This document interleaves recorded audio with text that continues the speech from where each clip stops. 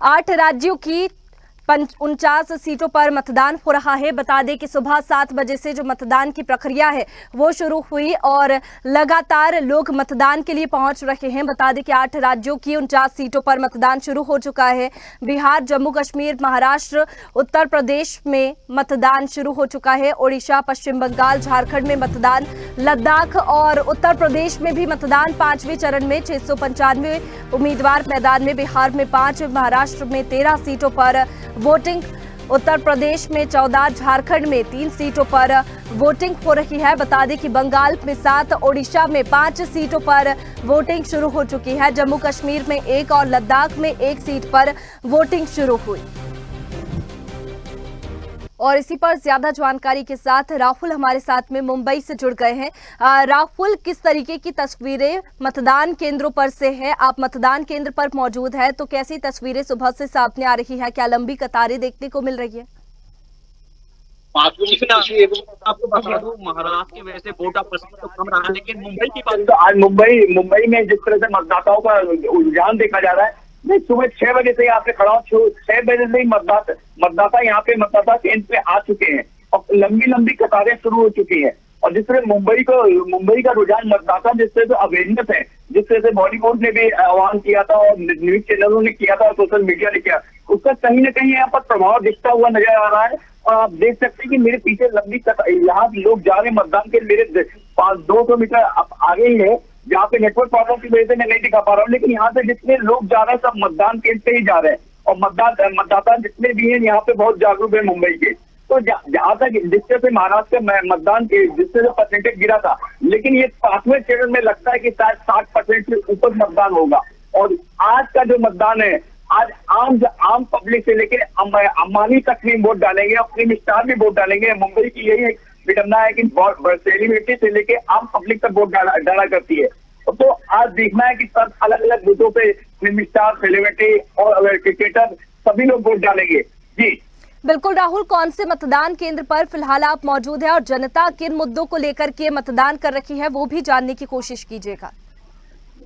जी मैं बता दूं, यहाँ पे गोरेगांव ईस्ट में मतदान केंद्र है, नागरी निवारा का। मैं वहाँ मौजूद हूँ। ये पहले वोटर है, जो पहले मतदाता है जो वोट डाल के आए हैं। मैं इनसे बात करने की कोशिश, आप किस मुद्दे पे वोट डालें? यही है कि महंगाई कम हो जाए, बहुत सब पानी का सॉल्व हो जाए, इलेक्ट्रिसिटी टाइम पे हो, वोट करे।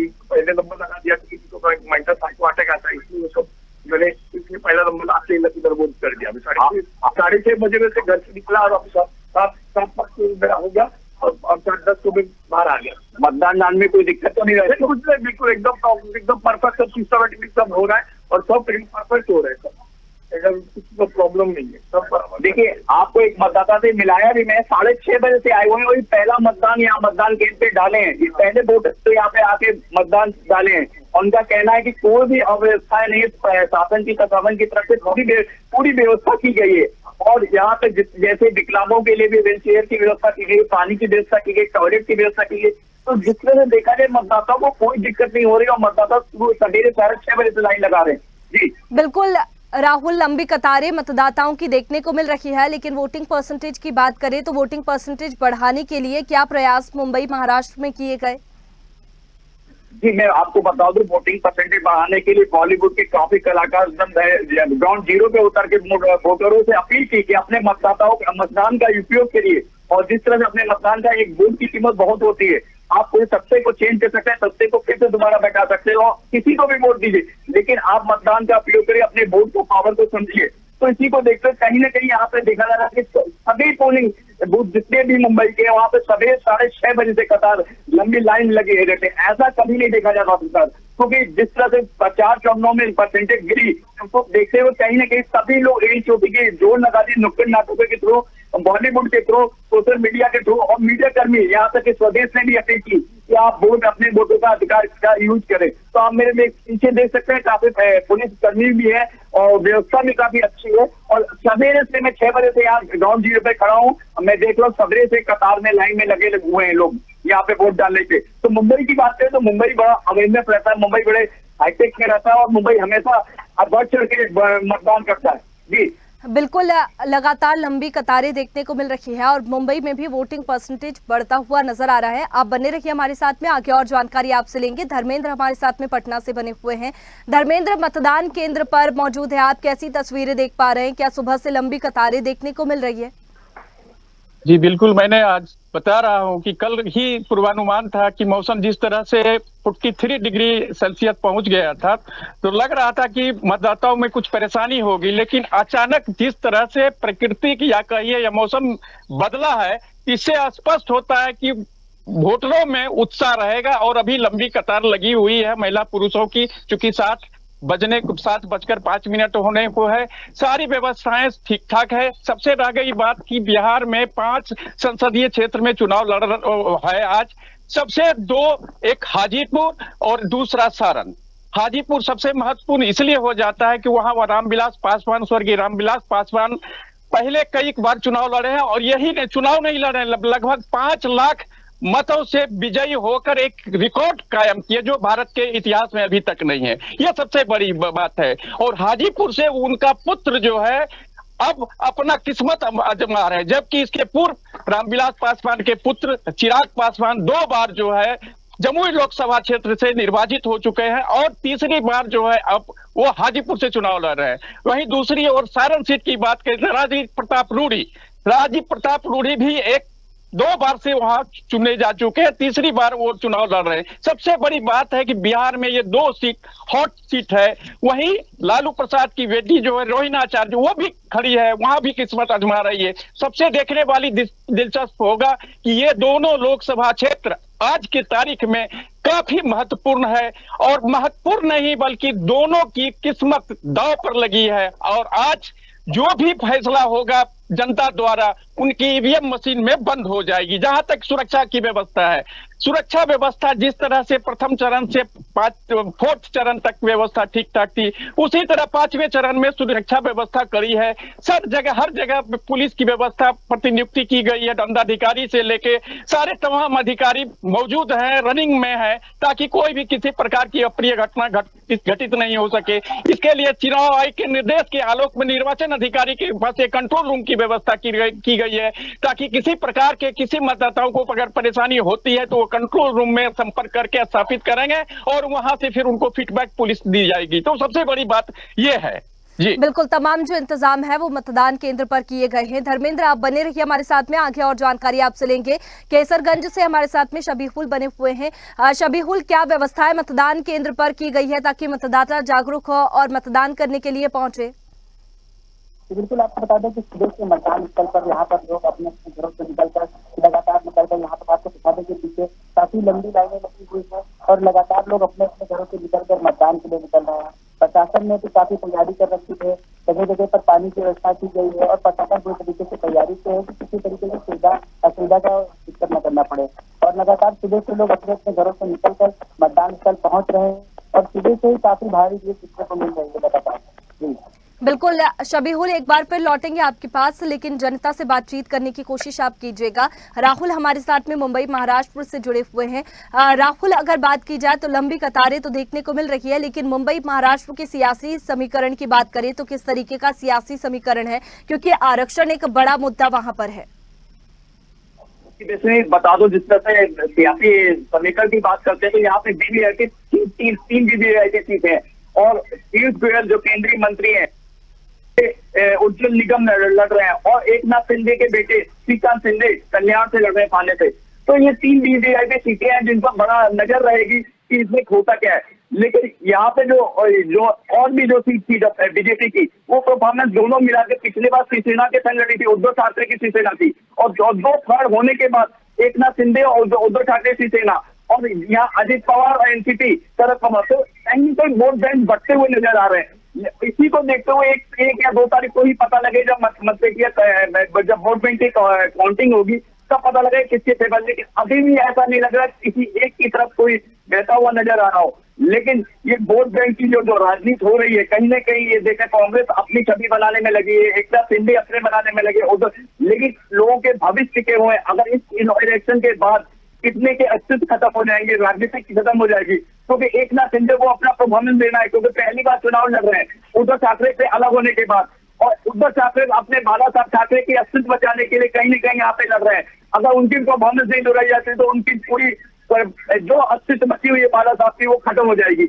और बीजेपी अगर पुराना अपनी परफॉर्मेंस नहीं दोहरा पाई, 33 सीट नहीं ले पाई, तो बीजेपी को तो ये पूरी तरह शुरू से ही कवरेज कर रहे हैं, पूरी तरह से हम बताने की कोशिश कर रहे हैं। पूरा महाराष्ट्र में खिचड़ी पड़ चुकी है, एक तरफा कुछ भी नहीं दिख रहा है और वोटर भी कंफ्यूज हो चुके हैं कि हम किधर वोट डालें, क्योंकि दो सेना बन गई, 2 एनसीपी बन गई है। उसको देने कहीं ना कहीं वोटर कंफ्यूज हो। हम यहाँ वोटरों से भी बात करने की कोशिश करेंगे, आपको बताने की कोशिश करेंगे। जिस तरह से यहाँ पहले वोटर जो यहाँ मतदान केंद्र पर वोट डाले हैं, उनसे बात करने की कोशिश करता।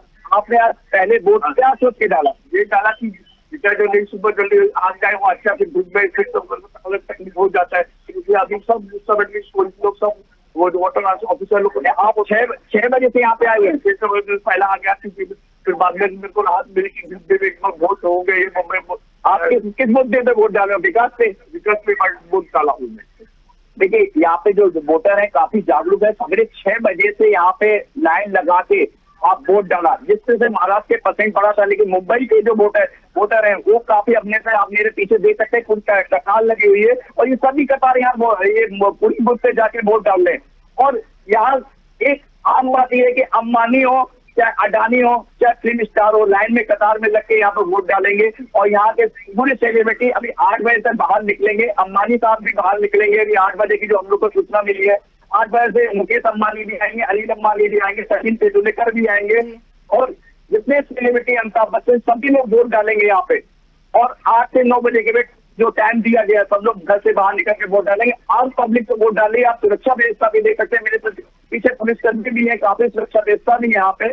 और कोई भी पूरी तरह से यहाँ पे जितने भी पोलिंग बूथ है कोई भी दिक्कत नहीं हो रही है। सभी की व्यवस्था है, विकलांगों के लिए व्हील चेयर की व्यवस्था की गई है, टॉयलेट की व्यवस्था की गई है, आने जाने वालों के कोई भी असुविधाएं नहीं हो रही है। जी वैसे बिल्कुल, विकास के मुद्दों को लेकर, महंगाई को लेकर के जनता मतदान कर रही है, लेकिन देखना होगा कि 4 जून को नतीजे बताएंगे कि किसकी जीत होती है। आप बने रहिए हमारे साथ में, आगे और जानकारी आपसे लेंगे। धर्मेंद्र हमारे साथ में बने हुए हैं। धर्मेंद्र, वोटिंग परसेंटेज की बात करें तो बढ़ाने के लिए क्या प्रयास किए गए थे, किस तरीके से जागरूकता अभियान चलाया गया कि 5वें चरण में जो वोटिंग परसेंटेज है वो बढ़े? जी बिल्कुल, आपने बात सही की कि निर्वाचन आयोग के निर्देश के आलोक में निर्वाचन पदाधिकारी जो है मतदान बढ़ाने की प्रतिशत बढ़ाने के लिए नुक्कड़ सभा है। यहाँ तक कि लोक गायिका मैथिली ठाकुर को भी हर जगह व्यवस्था नुक्कड़ सभा के माध्यम से एक सभा आयोजन किया गया है ताकि अधिक से अधिक मतदाता और भाग ले सके और मतदान प्रतिशत आगे बढ़ सके। ये सबसे बड़ी बात है, क्योंकि प्रशासन की ओर से और चुनाव आयोग से साफ निर्देश है कि हर हाल में औसतन मतदान बढ़नी चाहिए ताकि लोकतंत्र का महान पर्व ये चुनाव होता है। तो इस परिस्थिति में हर इंसान को, हर अपने अपने इंसान का कर्तव्य भी बनता है कि एक वोट देकर अपना बहुमूल्य मत एक नई सरकार, एक नई प्रणाली व्यवस्था को चुने। और इसी ख्याल से को देखते हुए, इसी मद्देनजर देखते हुए प्रशासन ने हर जगह नुक्कड़ सभाएं करवाई जा रही थी, अन्य के माध्यम से, रैली के माध्यम से कि आप अपना बहुमूल्य मत दें। चूंकि एक मत आपका बहुमूल्य है और एक मत से ही एक स्वस्थ एक लोकतंत्र का निर्माण किया जा सकता है। जब एक स्वस्थ लोकतंत्र का निर्माण होगा तो एक स्वस्थ समाज का निर्माण होगा। जब एक समाज का निर्माण होगा स्वस्थ, तो एक राज्य का निर्माण होगा। तो इस परिस्थिति में सारे को समझाया जा रहा था कि आप अपना बहुमूल्य मत हर हाल में जाएं, पहले जलपान नहीं बल्कि पहले मतदान उसके बाद जलपान, ये भी नारा दिया गया कि पहले आप मतदान करिए उसके बाद जलपान करिए। प्रशासन की ओर से व्यवस्था कराई गई। मतदान केंद्रों पर सारी व्यवस्थाएं रहे। यहाँ सबसे बड़ी बात है कि पिंक बूथ पर सारी व्यवस्थाएं उपलब्ध है, चिकित्सा की व्यवस्था है। पिंक बूथ सबसे बड़ी बात होती है कि वहाँ तमाम बातें उपलब्ध रहती है, किसी प्रकार की मतदाताओं को किसी प्रकार की परेशानी नहीं हो। इसके लिए दिव्यांग जनों के लिए भी व्यवस्था, ट्राईसाइकिल की व्यवस्था की गई है। यहाँ तक कि एक गाड़ी की व्यवस्था रहती है कि ताकि अगर दिव्यांग को परेशानी हो रही है तो वहां से उनको माध्यम से कार के माध्यम से बुलाकर बैठाकर उसको मतदान करवाया जाए। ये सारी सुविधाएं उपलब्ध करवाई जा रही है, क्योंकि निर्वाचन आयोग खुद अपने उनका ऑब्जर्वर हर क्षेत्र में घूम कर हर स्थिति को अपने नजर से देख रहे हैं और वो निर्वाचित पदाधिकारी को मैसेज करते हैं कि यहाँ परेशानी है। रह गई ईवीएम की बात, ईवीएम में तकनीकी गड़बड़ी के ख्याल के मद्देनजर हर ब्लॉक स्तर में एक स्ट्रांग रूम बनाया गया, वहां तकनीकी व्यवस्था करवाई, कर्मचारी की व्यवस्था अतिरिक्त रहती है ताकि कहीं भी किसी प्रकार की गड़बड़ी हो तो वहां से पहुंचकर उसको लाकर ईवीएम मशीन को मरम्मती या ठीक करवाकर मतदान को चालू कर सके, किसी प्रकार का मतदान में व्यवधान पैदा ना हो, इसके लिए प्रशासन ने सारी व्यवस्था की है। बिल्कुल, तमाम जो व्यवस्थाएं हैं वो की गई है ताकि मतदाताओं को कोई भी परेशानी ना हो और वो मतदान करने के लिए पहुंचे। धर्मेंद्र, आप ये भी बताइए कि कैसा सियासी समीकरण है और किन मुद्दों को लेकर के जनता जो है वो मतदान कर रही है। विकास के मुद्दे हैं, महंगाई के मुद्दे हैं, लेकिन अगर पटना की बात करें तो ऐसे वो कौन से मुद्दे हैं खास तौर पर जिनको लेकर के जनता मतदान करने के लिए पहुंच रही है? सबसे बड़ी बात है कि मैं बार बार यही बात दोहरा रहा हूं कि बिहार एक ऐसा है, यहाँ जो भी प्रत्याशी हो जाति समीकरण के आधार पर प्रत्याशी चयन होता है, तो स्वाभाविक रूप से जाति समीकरण के आधार पर जो चयन होता है प्रत्याशी, तो मतदाता भी जो जाति आधार पर जाएंगे, इसमें दो मत नहीं है। चूंकि यहाँ का ये कल्चर है कि मतदाता की एक अमुक जात है, ये अमुक जात है, तो ये वो जात है तो उस जात को मैं मतदान करूंगा। विकास का मुद्दा हर हाल में गौण हो जाता है, क्योंकि विकास का मुद्दा अगर होता है तो कई इंडस्ट्रियां बंद पड़ी हुई है, कई इंडस्ट्रियां खुलने की बात कही जाए, तो इन चीजों पर नहीं ध्यान होना है, ना नेता लेते हैं ना मतदाता लेते हैं। दोनों के बीच यही स्थिति है कि वो अमुक जात है तो ये अमुक जात है, और जाति प्रणाली के आधार पर यहाँ मतदान होता है। यही कारण है कि आज बिहार में जो भी परेशानी होती है या जो भी है, ये उसका कहीं न कहीं मतदाता और प्रत्याशी भी दोषी है। जी बिल्कुल धर्मेंद्र, और पटना की बात करें तो किस तरीके का सियासी समीकरण है, कैसा सियासी समीकरण देखने को मिल रहा है, कौन से वर्ग के, कौन से वोटरों का प्रभाव यहाँ पर पड़ता है? सबसे बड़ी बात है कि इंडिया अलायंस होने के बाद जो है, जो वोटों का बिखराव था वो थोड़ा एक हो गया है। जब एक हो गया है तो स्वाभाविक रूप से कहीं भी किसी भी लोकसभा क्षेत्र में सीधी टक्कर दे रही है, यह सबसे बड़ी बात है। क्योंकि पहले ये अलायंस नहीं हुआ था तो फिर उस समय वोटों का बिखराव होता था जिसका फायदा बीजेपी को मिलती थी। लेकिन इस बार क्या है कि इस बार जो है इंडिया गठबंधन होने से वो वोट का बिखराव को एक किया है, रुकने से रोका है। तो रुकने से जब रुक गया, बिखराव जब रुका है तो निश्चित रूप से टक्कर होगी, और यही कारण है कि हर लोकसभा क्षेत्र में टक्कर देखी जा रही है। लेकिन जनता भी जान रही है कि कौन अच्छे हैं कौन खराब हैं, किसको चयन करना है नहीं करना, ये सब जनता जान रही है। जनता भी यही है कि दोनों पक्ष की ओर कभी कभी चले जाते हैं, उधर भी चले जाते हैं, इधर भी चले जाते हैं, लेकिन अपना मतदान किसी को बताने से इनकार है। वो सीधे कहते हैं कि मैं अपना मत, बहुमूल्य मत मैं दूंगा तो दूंगा, और किसको दूंगा वो एक गोपनीय बरती जाती है। क्योंकि पहले की बात नहीं है, पहले बात थी कि अपना हर बात को डिस्क्लोज करते थे, लेकिन मतदाता अब अपना मतदान जो है डिस्क्लोज नहीं करके बल्कि गोपनीय रखता है। यही कारण है कि लोगों को पता नहीं चल पाता है। अगर एक प्रत्याशी के साथ वो घूमते हैं तो दूसरे प्रत्याशी के साथ वो मतदान भी करते हैं उसी के पक्ष में। तो ये सबसे बड़ी ये दूरी नहीं बल्कि ये दिक्कतें आ रही है, जनता की नहीं बल्कि प्रत्याशियों के लिए ये दिक्कत आ रही है। जी चलिए धर्मेंद्र, आप बने रहिए हमारे साथ में, आगे और जानकारी आपसे लेंगे। कैसरगंज से शबीहुल हमारे साथ में बने हुए हैं। शबीहुल, मतदान केंद्र पर आप मौजूद है, क्या व्यवस्थाएं की गई है कि मतदाता मतदान करने के लिए पहुंचे? गर्मी को देखते हुए क्या व्यवस्थाएं की गई है?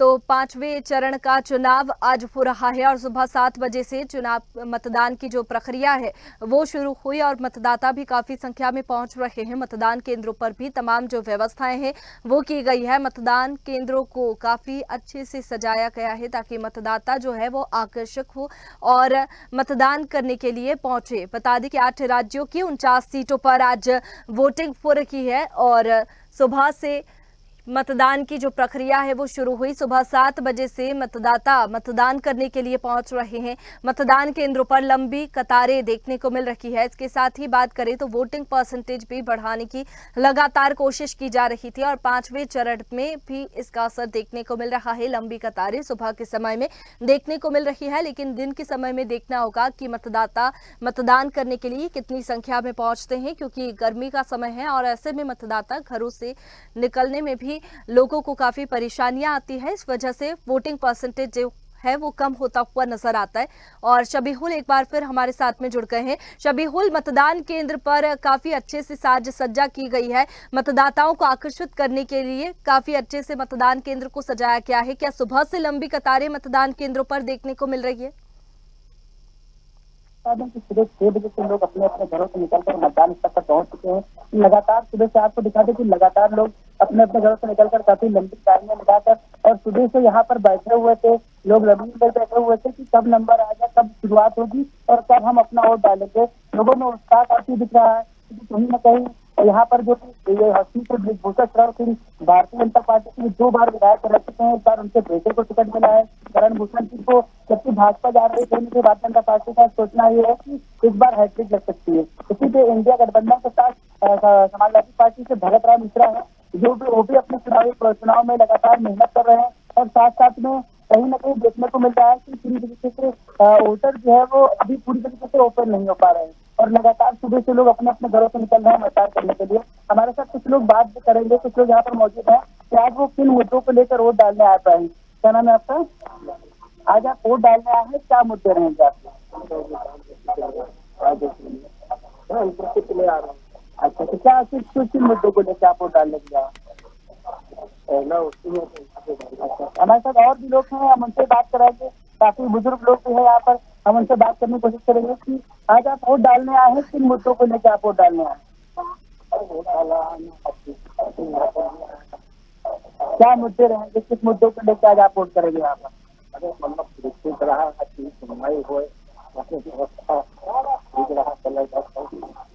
हमारे साथ आपको दिखा दें कि महिलाएं भी काफी आ चुकी हैं, इनसे बात करेंगे कि आज आप वोट डालने आए हैं यहाँ पर, किन मुद्दों को लेकर आप यहाँ पर वोट डालेंगे? क्या मुद्दा रहेगा, किस लिए आप वोट डालने यहाँ पर आएंगे? ठीक है, हम और लोगों से प्रयास करेंगे बात करने की। काफी बड़ी तादाद लगी हुई है यहाँ पर, काफी महिलाएं बुजुर्ग जैसे धूप गर्मी को देखते हुए लोग जमीन लाइनों में लगे के साथ साथ जमीनों में बैठ चुके हैं। काफी गर्मी के साथ साथ देखने को मिल रहा है और उसी के साथ आपको लोगों से बात करने का और प्रयास करेंगे कि यहाँ पर आज वोट डालने के लिए सुबह से लंबी कतारों में लगे हैं। दादा, क्या नाम है आपका? आज आप वोट डालने के लिए आए हैं, किन मुद्दों को वोट डालेंगे आप?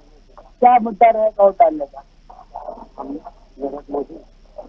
क्या मुद्दा रहेगा, किस लिए वोट डालने के लिए आप यहाँ पर आए? विकास के लिए, शिक्षा के लिए, क्या मुद्दे रहेंगे आप? विकास के लिए। तो बिल्कुल आपको बता दें कि लगातार सुबह से लोग तैयारी कर रहे हैं और अपने अपने घरों से निकलकर मतदान स्थल पर पहुंच रहे हैं और देखने को मिल रहा है कि लोग उत्साह में भी है, लेकिन पूरी तरीके से कुछ कह भी नहीं पा रहे हैं क्योंकि यहाँ पर जो भी चीज चल रही है ब्रिजभूषण शरण सिंह भारतीय जनता पार्टी से है और भगत राम मिश्रा जो की समाजवादी पार्टी इंडिया गठबंधन से है, लेकिन वोटर अभी तक पूरी तरीके से कुछ भी नहीं कह पा रहा। जी बिल्कुल शबीहुल, मतदान केंद्र पर लगातार जो तस्वीरें हैं वो भी हम आपके पीछे देख पा रहे हैं कि लंबी कतारें देखने को मिल रही है। आप बने रहिए हमारे साथ में, आगे और जानकारी आपसे लेंगे। तो 5वें चरण का जो मतदान है वो सुबह 7 बजे से शुरू हुआ। बता दें कि 8 राज्यों की 49 सीटों पर मतदान हो रहा है और 4 चरण अब तक हो चुके हैं और अब ये 5वां चरण है। सुबह 7 बजे से मतदान की प्रक्रिया जो है वो शुरू हुई, जो कि शाम तक चलेगी और लगातार मतदाता भी मतदान करने के लिए पहुंच रहे हैं। लंबी कतारें मतदान केंद्रों पर देखने को मिल रही है। इसके साथ ही मतदान केंद्रों की बात करें तो तमाम जो व्यवस्थाएं हैं वो मतदान केंद्रों पर की गई है। बता दें कि गर्मी को देखते हुए तमाम व्यवस्थाएं की गई है। इसके साथ ही पेयजल की व्यवस्था, शेड की व्यवस्था की गई है। मतदाता मतदान करने के लिए पहुंचे, आकर्षित हो इस वजह से भी जो मतदान केंद्र है उसको सजाया गया है ताकि मतदाता काफी संख्या में मतदान करने के लिए पहुंचे, लोकतंत्र के इस महापर्व में भाग ले। तो 5वें चरण का जो मतदान है वो चल रहा है और सुबह 7 बजे से जो मतदान की प्रक्रिया है वो शुरू हुई। और पटना से धर्मेंद्र हमारे साथ में बने हुए हैं। धर्मेंद्र, 5वें चरण का मतदान है और मतदान केंद्रों पर अगर बात करें तो जिस तरीके से आपने मौसम का बताया कि मौसम काफी अच्छा है और ऐसे में मतदान करने के लिए मतदाता पहुंचेंगे, लेकिन अगर पिछले 4 चरणों की बात करें तो पटना में किस तरीके का वोटिंग परसेंटेज रहा, क्या वोटिंग परसेंटेज बढ़कर आया? और अगर 5वें चरण की बात करें तो क्या लंबी कतारें मतदान केंद्रों पर देखने को मिल रही है? जी बिल्कुल, आपने बात कही। जिस तरह से आज का मौसम है, खुशनुमा मौसम है, तो निश्चित रूप से ये मतदान परसेंट को बढ़ाएगा, नहीं का सवाल ही नहीं उठता है। क्योंकि हर बार जब जब मौसम ठीक रहा, व्यवस्था प्रकृति ईश्वरी जब तक प्रकोप अच्छा रहा, तो निश्चित रूप से मतदान औसतन बढ़ता है और बढ़ेगा। आज भी मैं पिछले बार भी चौथे चरण में मैंने कहा था कि मौसम ठीक है, मौसम बहुत अच्छा है, तो इसका मतलब इसका फायदा जरूर मिलेगा। और आज भी, आज तो और अच्छी मौसम है, ठंडी हल्की हवा है, मौसम भी खुशनुमा है और वोटर भी उत्साहित है। तो कुल मिलाकर जो परिस्थिति बनी है, तो ये देखने से स्पष्ट होता है कि मतदाता जिस तरह उत्साहित है, तो उसका औसतन निश्चित रूप से बढ़ेगा। सबसे बड़ी बात है, हाजीपुर मैं पुनः लेके चलता हूँ। तो देखिए, 5वें चरण का मतदान हो रहा है और सुबह 7 बजे से जो मतदान की प्रक्रिया है वो शुरू हुई। लंबी कतारें मतदान केंद्रों पर देखने को मिल रही है। लगातार मतदाता मतदान करने के लिए पहुंच रहे हैं। और मतदान केंद्रों की बात करें तो तमाम जो व्यवस्थाएं हैं वो मतदान केंद्रों पर की गई है। गर्मी को देखते हुए पेयजल शेड की व्यवस्था की गई है और मतदाता जागरूक हो, मतदाता आकर्षित हो, इस वजह से भी मतदान केंद्रों को सजाया गया है। तमाम जो व्यवस्थाएं हैं वो मतदान केंद्रों पर की गई है ताकि मतदाता जब मतदान करने के लिए पहुंचे तो को किसी भी तरह की परेशानी का सामना ना करना पड़े। लेकिन वोटिंग परसेंटेज की अगर बात करें तो लगातार वोटिंग परसेंटेज बढ़ाने के लिए मतदाताओं को, लोगों को जागरूक करने की कोशिश की गई थी और अलग अलग कार्यक्रमों के जरिए ये कोशिश की गई। बता दें कि मैराथन की किसी ने जो प्रोग्राम्स है वो तैयार किए जहां पर ताकि मतदाता जो है वो जागरूक हो और मतदान करने के लिए पहुंचे। हर चरण में मतदाताओं को जागरूक करने के लिए अलग अलग अभियान चलाए गए ताकि मतदाता मतदान करने के लिए पहुंचे और काफी संख्या में मतदाता 5वें चरण में मतदान करने के लिए पहुंच भी रहे। लंबी कतारें मतदान केंद्रों पर देखने को मिल रही है। इसके साथ ही सुरक्षा की दृष्टि से भी तमाम जो इंतजाम है वो किए गए हैं ताकि कोई भी दिक्कत का सामना मतदाताओं को ना करना पड़े। इसके साथ ही चलिए इसी पर ज्यादा जानकारी के साथ संवाददाता अमित हमारे साथ में जुड़ गए हैं। अमित, किस तरीके की तस्वीर आप मतदान केंद्र से देख पा रहे हैं और क्या लंबी कतारें सुबह 7 बजे से ही देखने को मिल रही है? बताना चाहूंगा कि हमीरपुर 47 लोकसभा में सुबह 7 बजे से लगातार लंबी कतारें चली हैं। यहाँ के भाजपा के प्रत्याशी पुष्पेंद्र सिंह चंदेल हैं, 2 बार के सांसद रह चुके, तीसरी बार बात पर अपना विश्वास जताया। वहीं पर इंडिया गठबंधन के प्रत्याशी अजय सिंह राजपूत मैदान पर है और बहुजन समाजवादी पार्टी से ब्राह्मणों का वोट साधने के लिए निर्दोष दीक्षित मैदान पर है। मैं आपको तस्वीरें दिखाऊंगा किस तरीके से लंबी कतारें लगी है। वोटरों का उत्साह दिख रहा है, अपने मत का प्रयोग करेंगे और ईवीएम में जो आने वाली 4 तारीख को जो प्रत्याशी मैदान पर होते हैं उनका ईवीएम में उनका ईवीएम में कैद होगा। आने वाली 4 तारीख को सामने देखने को मिलेगा किस तरीके से मतदाता है जो अपने मत का प्रयोग किया। मैं कैमरामैन से कहूंगा, मैं दिखाना चाहूंगा किस तरीके से लोगों के अंदर उत्साह दिख रहा है मत का प्रयोग करने के लिए। लंबी कतारें लगी है। वैसे जो यहाँ चाक प्रशासन के द्वारा व्यवस्था है, चाक चौबंद की गई है। जो एंट्री गेट पर है वहां पर पुलिस फोर्स, मिलिट्री फोर्स तैनात है और सभी के एंट्री करने के बाद, चेक करने के बाद ही अंदर एंट्री दी जाती है। किस तरीके से मैं दिखाऊंगा वोटरों की लंबी लाइनें लगी है। वोटर अपने मत का प्रयोग करने के लिए मतदान केंद्र पहुंच रहे हैं। अब मैं प्रयास करूंगा, जानना चाहूंगा, बात करूंगा कि वो किस तरह की सरकारें चाहते हैं और महिलाएं हैं सुबह से अपना काम छोड़कर सब अपने मत का प्रयोग करने आई है। ये देखिए कितनी लंबी कतारें लगी और छोटे बच्चों को लेकर महिलाएं जो है लंबी कतारों में खड़ी हैं। मैं बात करना चाहूंगा कि आखिरकार वो किस तरीके से सरकार चाहती है और विकास किस तरीके से होती है। क्या नाम है आपका? साधना जी, आप मत का प्रयोग करने आइए, किस तरीके से सरकार चाहती है, आप अपनी महिलाओं की सुरक्षा को देखते हुए क्या चाहती है? विकास चाहती हैं। ये देखिए ये सबसे मैं खूबसूरत तस्वीर दिखाना चाहूंगा। कितना छोटा बच्चा ली हुई महिला कतार लाइन में लगी हुई, लंबी कतारें लगी हुई। देखिए किस तरीके से छोटा बच्चा लेकर महिला वोटर जो है वो उत्साह देखने को मिल रहा है। मतदाता केंद्र में मौजूद है ये महिलाएं, लंबी कतारें लगी हैं।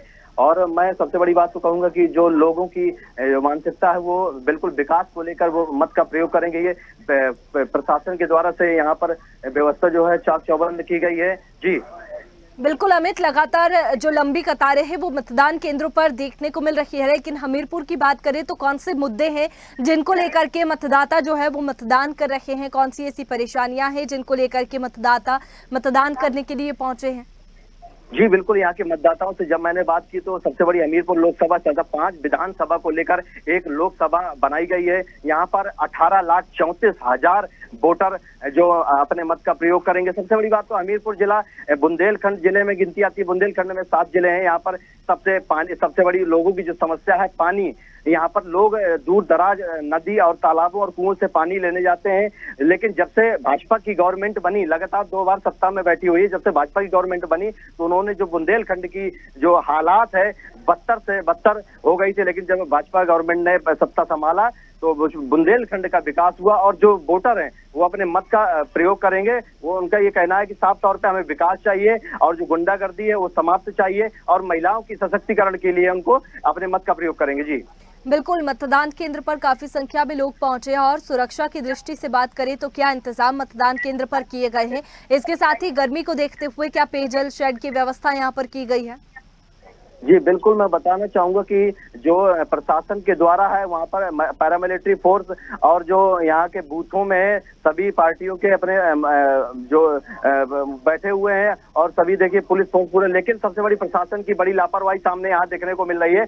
यहाँ पर इतना टेम्परेचर हाई चल रहा है, 44-45 डिग्री टेम्परेचर पहुंच रहा है। इतनी गर्मी को देखते हुए यहाँ पर पानी की कोई व्यवस्था नहीं की है, न स्वास्थ्य की कोई, मैं तस्वीरें दिखाऊंगा, न स्वास्थ्य की कोई व्यवस्था की गई है और न पानी को लेकर यहाँ कोई व्यवस्था की गई है। मात्र वोटरों से सिर्फ मतदाताओं से अपने मत का प्रयोग करने की अपील की गई है। प्रशासन की यहाँ एक बड़ी लापरवाही देखने को मिल रही है। जी चलिए अमित, आप बने रहिए हमारे साथ में, आगे और जानकारी आपसे लेंगे। कैसरगंज से शबीहुल हमारे साथ में बने हुए हैं। शबीहुल, जनता से भी बातचीत करने की कोशिश कीजिएगा, इसके साथ ही जानेगा कि कौन से अहम मुद्दे हैं जिनको लेकर के मतदाता जो है वो मतदान कर रहे हैं, कौन सी ऐसी समस्याएं हैं जिनको लेकर के मतदान करने के लिए पहुंचे हैं। जी बिल्कुल हम जनता से बात करने की पूरी कोशिश कर रहे हैं। हमारे साथ कुछ महिलाएं यहाँ पर आई हैं जो वोट डालने के सुबह से लगातार उत्साह में थी और अभी यहाँ मतदान स्थल पहुंच चुकी हैं। हम बात करेंगे कि आज आप वोट डालने आई, किन मुद्दों को लेकर यहाँ पर वोट डालेंगे। चलिए एक बार फिर संपर्क करने की कोशिश शबीहुल से करेंगे। और 5वें चरण का मतदान जो है वो चल रहा है। सुबह 7 बजे से जो मतदान की प्रक्रिया है वो शुरू हुई। बता दें कि 8 राज्यों की 49 सीटों पर मतदान आज हो रहा है और लंबी कतारें मतदान केंद्रों पर देखने को मिल रही है। काफी लोग मतदान करने के लिए पहुंच रहे हैं। मतदान केंद्रों पर व्यवस्था की बात की जाए तो तमाम जो व्यवस्थाएं हैं वो मतदान केंद्रों पर की गई है ताकि मतदाता मतदान करने के लिए पहुंचे और उनको कोई परेशानी ना हो। मतदान केंद्र को सजाया गया है ताकि मतदाता आकर्षक हो और मतदाता मतदान करने के लिए पहुंचे। और राहुल हमारे साथ में मुंबई से बने हुए हैं। राहुल, अगर मुंबई की बात करें तो काफी बड़े चेहरे मतदान करने के लिए पहुंचेंगे, ऐसे में बात की जाए तो सुरक्षा की दृष्टि से क्या कुछ इंतजाम किए गए हैं? बता दो, सुरक्षा की दृष्टि से वैसे ही मुंबई पहले अलर्ट पर रहती है, लेकिन मतदान केंद्रों पे ज्यादा व्यवस्था की गई। आप देख रहे थे मेरे पीछे सुरक्षा कर्मी भी यहाँ पे खड़े हुए हैं। तो भी वाहन 500 मीटर के अंदर नहीं जाने दिया जा रहा है, यहीं वाहन को रोक दिया जा रहा है और मतदान केंद्र पे लोग पैदल जाके मतदान करेंगे।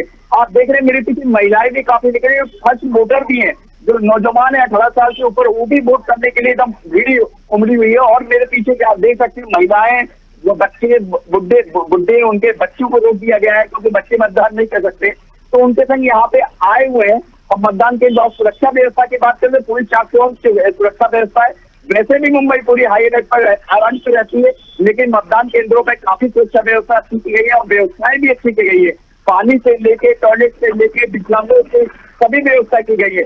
और हाई प्रोफाइल सीट सभी मुंबई की हाई प्रोफाइल सीटें हैं, जिससे जहाँ पे उज्जवल निगम लड़ रहे हैं, यहाँ उत्तर से पीयूष गोयल लड़ रहे हैं, एकनाथ शिंदे के बेटे श्रीकांत शिंदे लड़ रहे हैं। तो ये 3-4 जो हाई प्रोफाइल सीटें हैं उससे काफी ज्यादा भीड़ उमड़ी हुई है और सेलिब्रिटी के भी वहाँ पे वोटर हैं। जैसे उत्तर पश्चिमी, मध्य पश्चिमी की बात करें मुंबई की, तो पूरे बॉलीवुड के लोग वहाँ वोट डाला करते, चाहे अमिताभ बच्चन हो, चाहे सलमान खान हो, चाहे अंबानी हो, मुकेश अंबानी हो, चाहे सचिन तेंदुलकर हो, सभी लोग आ चुके हैं अपने मतदान केंद्र पे। जो अभी हमारे दूसरे रिपोर्टर बता रहे वहाँ पे खड़े हुए हैं, वोट डालने की कतार में लाइन में लगे हुए हैं।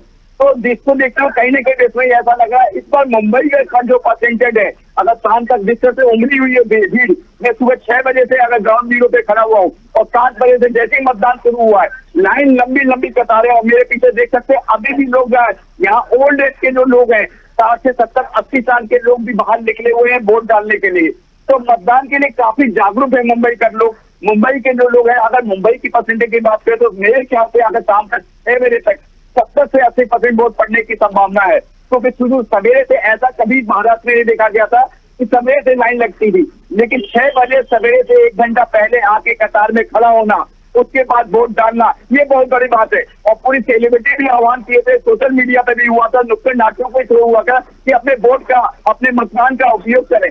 जी बिल्कुल, सुरक्षा की दृष्टि से तमाम जो इंतजाम है वो किए गए हैं। इसके साथ ही सेलिब्रिटीज जो है वो भी मतदान केंद्र पर मतदान करने के लिए पहुंच रहे हैं। इसके साथ ही गर्मी को देखते हुए बात की जाए तो क्या व्यवस्थाएं मतदान केंद्र पर की गई है, और सियासत की अगर बात की जाए तो कौन से बड़े चेहरे हैं, दिग्गज नेता है जो मतदान करने के लिए किस समय पहुंचेंगे? जी मैं आपको बता दूं, सुरक्षा की व्यवस्था की बात करें, छप्पे चक्के की सुरक्षा और जो मतदान केंद्रों की बात करें तो इस समय काफी गर्मी है, टेम्परेचर काफी बढ़ा हुआ, उमस है। उमस के कारण पसीने छू रहे, टपक रहे हैं, लेकिन फिर भी लोग मतदान के पद पे और मतदान डालने के लिए कहीं ना कहीं कुछ भी नहीं घबरा रहे और लंबी लाइन में पसीनों से तर होकर वोट डालने के लिए उत्साहित है। और सेलिब्रिटी और जो आज आएंगे, जो उनकी बात करें तो यहाँ पे सेलिब्रिटी की भी कतार लगी हुई है। अभी तक जो है सचिन तेंदुलकर आ चुके हैं, सलमान खान वोट डालने के लिए आ चुके हैं, मुकेश अंबानी घर से निकल चुके हैं, तो जो भी खबरें मिली सब लोग कतार में लग चुके हैं और वोट डालेंगे। और व्यवस्थाएं पूरी चाक चौबंद है, और व्यवस्थाओं की बात करें तो एक भी परिंदा भी पर नहीं मार सकता सुरक्षा में। और यहाँ की जो मतदान केंद्र है वहाँ के वोटरों के लिए सभी व्यवस्था की है, टॉयलेट से लेके पानी से लेके टेंट लगाने तक, तो काफी गर्मी और काफी उमस भी है बेसुनी, तो उसको देखते हुए कहीं नहीं मतदाता मतलब उनको कोई दिक्कत नहीं हो रही, फिर भी मतलब पसीनों से तर होके भी कतार में लगे हुए। यहाँ मेरे पीछे जो देश है सब वोट डालने जा रहे हैं। यहाँ गाड़ियां रोक दी जा रही है, यहाँ से पैदल जाएंगे, यहाँ पे 500 मीटर पहले रोक के यहाँ पे कोई भी गाड़ी हो, चाहे DVIP हो चाहे कोई भी हो, सबको रोक के यहाँ पे पैदल भेजा जा रहा है। देख सकते मेरे पीछे महिलाएं भी निकल रही है, सब ये वोटर है, ये वोट डालने ही जा रहे हैं। तो इसको देखिए काफी अच्छी व्यवस्था मुंबई में की गई है। जी बिल्कुल, काफी संख्या में लोग तो मतदान केंद्र पर पहुंच रहे हैं, मतदान कर रहे हैं। इसके साथ ही अगर राहुल बात की जाए तो अगर दिग्गज नेताओं की बात करें तो वो भी मतदान केंद्र पर पहुंचेंगे मतदान करने के लिए, लेकिन सेलिब्रिटीज जो पहुंचे हैं क्या उनके लिए अलग से जो व्यवस्थाएं हैं वो की गई है, या फिर जो लोग मतदान कर रहे हैं, वोटर्स जो पहुंचे हैं वो मतदान कर रहे हैं, लाइन में लग करके सेलिब्रिटीज भी उनके साथ में मतदान करते हुए नजर आ रहे हैं? ये भी जमना है, राजा हो या रंक एक ही कतार में खड़े होते हैं, चाहे वो मुकेश अंबानी हो चाहे आम वोटर हो, एक ही कतार में खड़े होकर एक संगी वोट डाला जाता है। चाहे सेलिब्रिटी हो, चाहे सलमान खान हो, अमिताभ बच्चन, शाहरुख खान हो, कोई भी हो, सब सेलिब्रिटी एक ही कतार में, एक ही आम पब्लिक के संग कतार में खड़े होकर वोट डालेंगे। कोई अलग से कोई व्यवस्था नहीं की जाती। जैसे गाड़ी रोकी जाती है 500 मीटर पहले, लोग के वो पैदल ही जाएंगे बूथ तक और वोटिंग करेंगे। तो यहाँ की यही है, चाहे आम आदमी हो, चाहे मुकेश अंबानी हो, चाहे कोई भी हो, चाहे सेलिब्रिटी हो, चाहे क्रिकेटर हो, सबको एक समान ही नाका जाता है और एक समान ही उनको ट्रीट किया जाता है। कोई विशेष व्यवस्था नहीं दी जाती, उनको उसी तरह से पैदल जाना पड़ता है और कतार में लेके वोट डालने पड़ते हैं। चलिए राहुल, आप बने रहिए हमारे साथ में, आगे और जानकारी आपसे लेंगे। हमीरपुर से अमित हमारे साथ में बने हुए हैं। अमित, अगर बात की जाए तो कौन से ऐसे अहम मुद्दे हैं जिनको लेकर के जो जनता है वो मतदान कर रही है? इसके साथ ही क्या लंबी कतारें मतदान केंद्रों पर सुबह से देखने को मिल रही है, और क्या व्यवस्थाएं गर्मी को देखते हुए की गई है? और सियासी समीकरण की अगर बात की जाए तो किस तरीके का सियासी समीकरण है वहां पर, किन वोटरों का प्रभाव वहां पर ज्यादा पड़ता है? आपने जो कहा कि जनता है वो अपने मत का किस तरीके से प्रयोग करेगी और किन मुद्दों को लेकर अपने मत का प्रयोग करेगी। मैं सबसे बड़ी बात बताऊं कि हमीरपुर लोकसभा जो 47 है उसमें 5 विधानसभा को लेकर एक लोकसभा बनाई गई। यहाँ पर स्वास्थ्य, शिक्षा और जो ये पूरी तरह से बदहाली की तरह की कगार में हो चुकी है। यहाँ पर अभी जो वर्तमान समय है, यहाँ पर ना यहाँ पर लोग पानी के लिए तरस रहे हैं। 2-2, 3-3 किलोमीटर लोग नदी से पानी और कुएं से पानी को लेकर पीने को मजबूर हैं। जो प्रधानमंत्री नरेंद्र मोदी की हर घर जल योजना है वो कहीं ना कहीं धरातल पर जो है वो उनको उसका बेअसर दिखाई दे रहा है। मेरे साथ में एक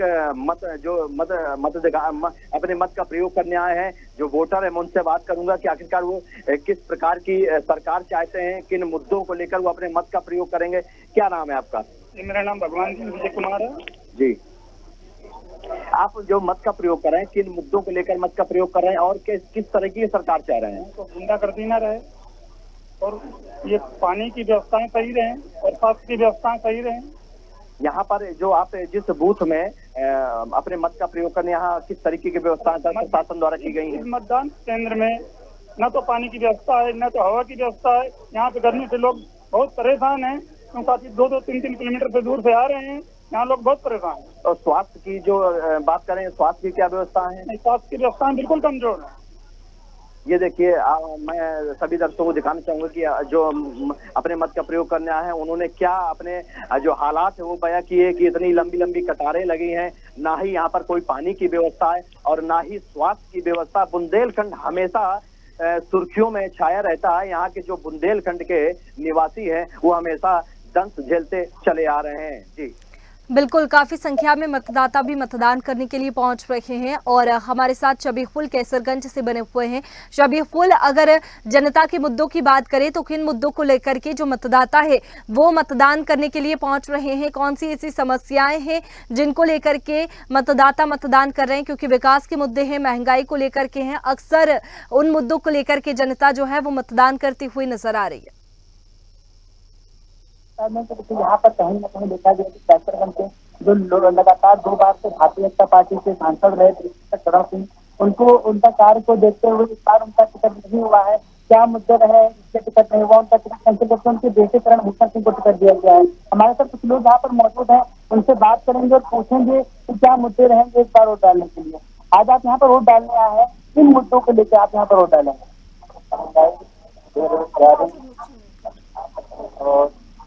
उन्होंने कहा था हवाई चप्पल पहनने वाला हवाई जहाज में यात्रा करेगा। आज का दौर ये है कि हवाई चप्पल पहनने वाला ट्रेन में यात्रा नहीं कर पा रहा है, इसलिए स्लीपर कोचें हट गई हैं। जहाँ 14-15 होती थी वहाँ 5 है, रेलवे का बोझ बढ़ा दिया है। तो इस तरह से कैसे हवाई चप्पल पहनने वाला आदमी जो है हवाई जहाज में, क्या लगता है कैसरगंज में कुछ विकास हुआ है पिछले काफी सालों से? क्या हमको कुछ नहीं लग रहा विकास हुआ है, बाकी हमको वोट डालना है बदलाव की। और क्या बदलाव चाह रहे हैं? तो बदलाव हो जाए उसमें देखा जाएगा। बिल्कुल, और भी लोग हमारे साथ यहाँ पर मौजूद हैं, उनसे भी बात करेंगे कि आज यहाँ पर वोट डालने आए हैं, किन मुद्दे को लेकर आप वोट डालने आए? आज यहाँ पर आप वोट डालेंगे, किन मुद्दे पर डालेंगे? चलिए और लोगों से बात करेंगे। हमारे साथ यहाँ पर काफी बुजुर्ग भी मौजूद है, उनसे बात करेंगे कि आज यहाँ पर आप वोट डालने आए हैं तो क्या मुद्दे रहेंगे वोट के आपके? आज आप यहाँ पर वोट डालने आए तो अच्छा ठीक है। और भी लोग यहाँ पर मौजूद हैं, इनसे हम बात करने का प्रयास करेंगे कि लगातार सुबह से लंबी लंबी कतारों में धूप में लगे हुए हैं, गर्मी भी काफी है, उसके बाद भी घर से निकलकर लोग यहाँ पर निकले हुए हैं। तो इनसे बात करने को करेंगे कि आज आप यहाँ पर वोट डालने आए तो किन मुद्दों को लेकर यहाँ पर वोट डालेंगे आप? नहीं, क्या वोट डालने का क्या रीजन रहेगा, क्या बदलाव चाह रहे हैं? अच्छा चलिए ठीक है, बिल्कुल हम प्रयास कर रहे हैं। लोग काफी लगातार देखा गया है कि पिछले कई सालों से ब्रिजभूषण शरण सिंह यहाँ के सांसद रहे हैं, जबकि पीछे की बात की जाए कि 2009 में समाजवादी पार्टी का भी दबदबा रहा, जबकि तब भी देखा गया कि यहाँ के सांसद जो रहे तब ब्रिजभूषण शरण सिंह फिर भी रहे। उसके बाद भारतीय जनता पार्टी से 2 बार वो लगातार सांसद रहे हैं और इस बार उनके बेटे का टिकट हुआ है, इसलिए लगातार देखने को ये भी मिल रहा है कि कहीं न कहीं जनता पूरी तरीके से कुछ कह भी नहीं पा रही है। क्या रहेंगे मुद्दे, क्या रहेंगे वोटर का क्या विकास रहेगा, लेकिन अभी पूरी तरीके से ओपन नहीं हो पा रही है कि वोट कहाँ जा रहा है और किसको जा रहा है। जी चलिए शबीहुल, आप बने रहिए हमारे साथ में, आगे और जानकारी आपसे लेंगे। धर्मेंद्र हमारे साथ में पटना से बने हुए हैं। धर्मेंद्र, लंबी कतारें तो मतदान केंद्रों पर देखने को मिल रही है, लेकिन पटना में दिग्गजों की बात करें तो क्या बड़े चेहरे कब तक मतदान करने के लिए मतदान केंद्रों पर पहुंचेंगे? जी सही बात आपने कही कि जिस तरह से चूंकि हाजीपुर और सारण सीट ये सबसे महत्वपूर्ण सीट, मैं बार बार दोहरा रहा हूं, चूंकि स्वर्गीय रामविलास पासवान का पुत्र चिराग पासवान राष्ट्रीय अध्यक्ष लोजपा थे, वो चुनाव मैदान में है। ये सबसे बड़ी बात ये है, चूंकि जिस समय पार्टी के गठन हुई थी उनका चाचा भी उस पार्टी में थे, लेकिन अभी फिलहाल वो चाचा पशुपति पारसनाथ इसके पूर्व वो सांसद वहां से रह चुके हैं और वो उनके बीच दोनों चाचा भतीजा के बीच जो खाई पट गई है, तो उस बात के लिहाजे से हाजीपुर सीट महत्वपूर्ण हो चुकी है। ये निश्चित रूप से जिस तरह से फील्डिंग चिराग ने की है, चिराग ने जिस तरह से हाजीपुर में फील्डिंग की है और करवाई है, मुझे लगता है कि तमाम दिग्गज भारत लेवल के जो भी एनडीए के जितने बड़े बड़े कद्दावर नेता थे सारे के सारे वहां फील्डिंग की है, तो स्पष्ट रूप से वो रोचक हो गया है। और रोचक यहाँ ऐसे नहीं हो गया क्योंकि वो गढ़ को, पिता के गढ़ को बचाना इनके लिए सबसे बड़ी चुनौती है। क्योंकि वहां रामविलास पासवान एक बार नहीं बल्कि 2-2 बार वहां से चुने गए हैं और लगभग 5 लाख वोट से अधिक से विजयी हुए, रिकॉर्ड बीट किया है। तो उन चीजों को, उस गढ़ को बचाने के लिए सबसे बड़ी चिराग की चुनौती है। हालांकि जिस तरह से वोटरों का मिजाज है, मुझे लगता है कि वहां टक्कर है, लेकिन जिस तरह से अन्य वोटरों से बातचीत मैंने की तो उन्होंने कहा कि ये रामविलास जी का गढ़ है, तो ये निश्चित रूप से वहां जाएगा। कहां जाएगा इस पर उन्होंने कुछ ज्यादा बोलने से इनकार किया। लेकिन जो स्थिति बनी हुई है हाजीपुर सबसे बड़ी चुनौती है। इसके बाद अपसारण का, वहां राजीव प्रताप रूडी है और उनके विपक्ष में जो है लालू प्रसाद की पुत्री है रोहिणी आचार्य। तो ये दोनों के बीच, दोनों एक जाने माने अपने अपने क्षेत्र में कद्दावर नेता भी हैं। क्योंकि लालू प्रसाद का पूरा कुनबा जो है वहां प्रचार प्रसार में पहुंच चुके हैं। यहाँ तक कि जितने तमाम एनडीआई के गठबंधन के जो भी नेता है, प्रचारक, विस्तारक, सब वहां पहुंच चुके हैं। तो इन स्थिति को देखने से स्पष्ट होता है कि दोनों सीट रोचक है और दोनों सीट रोचक हो जाने के कारण से ये बिहार में सबसे पहले 5वें चरण में ये दोनों सीट की चर्चा बनी हुई है। जी बिल्कुल धर्मेंद्र, लंबी कतारें जो है वो मतदान केंद्रों पर देखने को मिल रही है। अब देखना होगा कि वोटिंग परसेंटेज कितना 5वें चरण में जाता है। आप सभी सहयोगियों का बहुत शुक्रिया हमारे साथ में जुड़ने के लिए, तमाम जानकारी के लिए। तो 5वें चरण का जो मतदान है वो शुरू हुआ और 7 बजे से जो मतदान की प्रक्रिया है वो शुरू हुई। अब देखना होगा कि वोटिंग परसेंटेज जो है वो कितना पहुंचता है शाम तक। फिलहाल मतदान से जुड़ी जो तमाम अपडेट्स है वो हम आप तक पहुंचाते रहेंगे। आप बने रहिए स्वदेश न्यूज के साथ, सबसे पहले देश।